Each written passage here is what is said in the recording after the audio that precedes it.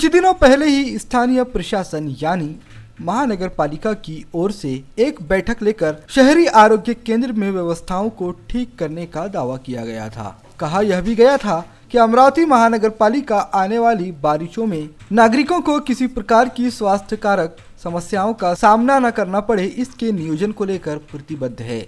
अब अमरावती महानगर पालिका कितनी प्रतिबद्ध है यह आप हमारी इस रिपोर्ट में देख सकते हैं। बडनेरा से लेकर शुरू करिए तो फिर शहर के इस तरफ आखिरी हिस्से तक जितने भी आरोग्य केंद्र पड़ेंगे, हर एक आरोग्य केंद्र दवाइयों की कमी से जूझ रहा है। वजह जानते हैं क्या है? वजह यह है कि अमरावती महानगर पालिका ने दवाइयों की आपूर्ति करने वाली कंपनी को कई दिनों से पैसों का भुगतान ही नहीं किया है। आखिरकार तंग आकर उस कंपनी ने दवाइयों की आपूर्ति बंद कर दी है। आपको बता दें कि लगभग पिछले 1 साल से अमरावती महानगर पालिका के शहरी आरोग्य केंद्रों में रेबीज के इंजेक्शन तक नहीं है। रेबीज के इंजेक्शन की आपूर्ति 1 साल पूर्व ही बंद कर दी गई थी। उसकी भी वजह यही थी कि अमरावती महानगर पालिका ने बकाया बिल चुकाया ही नहीं था। एक बारिश जा चुकी है, अब फिर से बारिश का मौसम सामने खड़ा हुआ है।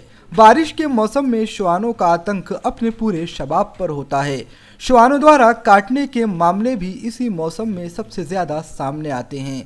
लेकिन अगर श्वान किसी को काट ले तो तुरंत दौड़ते भागते उस श्वान दंश पीड़ित को इरविन अस्पताल लाना पड़ता है, क्योंकि अमरावती महानगर पालिका के अस्पतालों में तो रेबीज के इंजेक्शन की व्यवस्था है ही नहीं।